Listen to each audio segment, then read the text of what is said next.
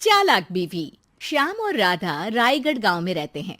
वैसे तो उनके अपने घर में ही 2 वक्त का खाना पूरा नहीं पड़ता, लेकिन फिर भी श्याम हर रोज किसी न किसी नए मेहमान को दोपहर के खाने पर घर ले आता है। एक दिन राधा कहती है, ये क्या है जी, जब आपको पता है कि हमारे पास अपना पेट भरने तक का खाना पूरा नहीं होता, फिर क्यों रोज किसी न किसी नए मेहमान को घर लेकर आ जाते हो? ऐसे तो जिंदगी जीना मुश्किल हो जाएगा। मेहमानों को खिलाना पुण्य का काम होता है, इससे भगवान खुश होते हैं। तुम क्यों उसके बीच में आकर पाप की भागीदारी बन रही हो? दोबारा मेरे सामने ऐसी बात मत करना, समझी? इसी तरह राधा बहुत बार श्याम को समझाने की कोशिश करती है, पर वो हर बार एक ही बात बोलकर उसे चुप करा देता है। इन्हें समझाना तो बेकार है। मुझे ही कोई ऐसी तरकीब सोचनी होगी जिससे मेहमान अपने आप ही यहां आना बंद कर दे। राधा तरकीब सोचने में लग जाती है और इसी तरह कुछ दिन बीत जाते हैं। एक सुबह श्याम बिना कुछ बताए जल्दी घर से निकल जाता है और राधा अपने काम में लग जाती है। कुछ घंटों बाद श्याम अपने एक दोस्त के साथ घर वापस आता है। सुनो राधा, आज दोपहर के लिए 3 मेहमानों का खाना बनाकर रखना, और याद रखना उनकी खातिर में कोई कमी ना हो। श्याम की बात पर राधा हैरानी से उसकी तरफ देखने लगती है, लेकिन दोस्त के साथ होने की वजह से कुछ बोल नहीं पाती। घर में तो ठीक तरह से 2 लोगों के खाने लायक तक दाल चावल नहीं है, और इन्हें मेहमान बुलाने हैं। बस अपना अपना बोलते हैं, दूसरे की तो कभी सुननी ही नहीं है। क्या करूं मैं? राधा क्या करूं क्या नहीं की उलझन में फंसी ही होती है कि उसके दिमाग में एक तरकीब आती है, जिस पर वो श्याम और उसके दोस्त के घर से बाहर जाते ही रसोई में से सिलबट्टा निकाल कर लाती है। अब मुझे मेरे ये साथी ही इस मुश्किल से बाहर निकालेंगे। राधा सिलबट्टे पर रोली, चावल और हल्दी डालकर उसे मेहमानों के बैठने की जगह पर ले जाकर रख देती है। कुछ ही देर में वो तीनों मेहमान भी घर पहुंच जाते हैं।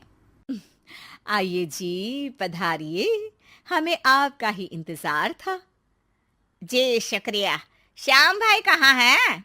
वो ना बस आते ही होंगे, तब तक आप बैठिए ना। जैसे ही वो तीनों अपनी जगह पर बैठते हैं तो सामने पूजा किए सिलबट्टे को रखा देख असमंजस में पड़ जाते हैं। और बहन, ये सिलबट्टे की पूजा कर इसे यहाँ क्यों रखा है? क्या ये आपके यहाँ का कोई रिवाज है? अरे नहीं नहीं, वो तो मेरे पति की मन्नत है, इसलिए पूजा की है। हैं? सिलबट्टे पर कैसी मन्नत? मेरे पति ने मन्नत ली है कि वो अपने मेहमानों को खाना परोसने से पहले इस सिलबट्टे से 3 बार उनके सिर पर मारेंगे।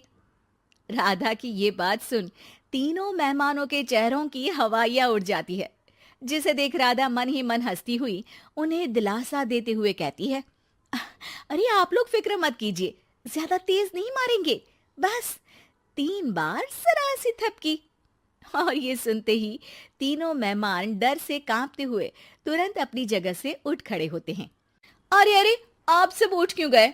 मेरे पति बस आते ही होंगे, फिर सब साथ में खाना खाइएगा। अरे जी नहीं, हमें कुछ नहीं खाना। ये कहकर तीनों मेहमान बिना एक पल की और देरी किए घर से बाहर भाग जाते हैं, जिन्हें जाते हुए घर के अंदर आता श्याम देख लेता है। अरे वाह राधा, उन तीनों मेहमानों ने तो बड़ी जल्दी खाना खा लिया। नहीं ना, बिना खाए ही चले गए। अरे वो क्यों?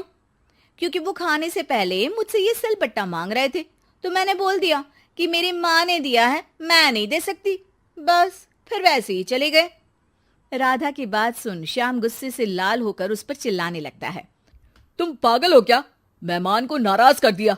मेहमान जो मांगे उन्हें वो देना हमारा फर्ज है। इतनी सी बात तुम्हें कब समझ में आएगी? मैं अभी उन्हें ये सिलबट्टा देकर वापस घर में ले आता हूं, तुम खाना तैयार रखना।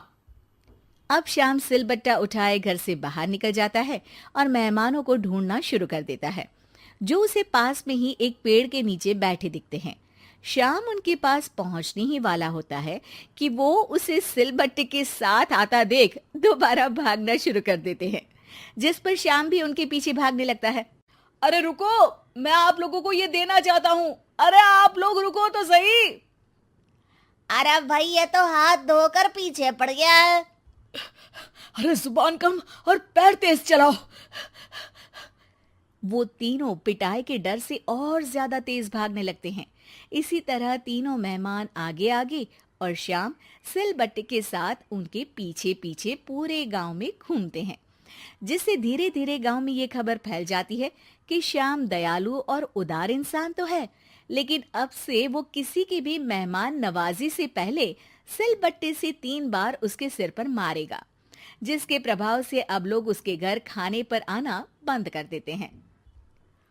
मैं तो उन्हें सिलबट्टा देने जा रहा था और लोगों को लगा कि मैं मार रहा हूं। कितना बड़ा बेवकूफ हूं। अब मेरी ही वजह से कोई यहां खाने पर आने के लिए तैयार नहीं है। इस तरह राधा अपनी होशियारी और सिलबट्टे की मदद से श्याम के मेहमानों वाली आदत से छुटकारा भी पा लेती है और घर की शांति भी भंग नहीं होती। जरूरी नहीं कि हर जंग हथियार से ही लड़ी जाए। कुछ के लिए सिर्फ दिमागी चाल ही काफी होती है, और अगर शांति के साथ अच्छे से दिमाग लगाकर सोचा जाए तो मुश्किल से मुश्किल समस्या का समाधान मिल ही जाता है।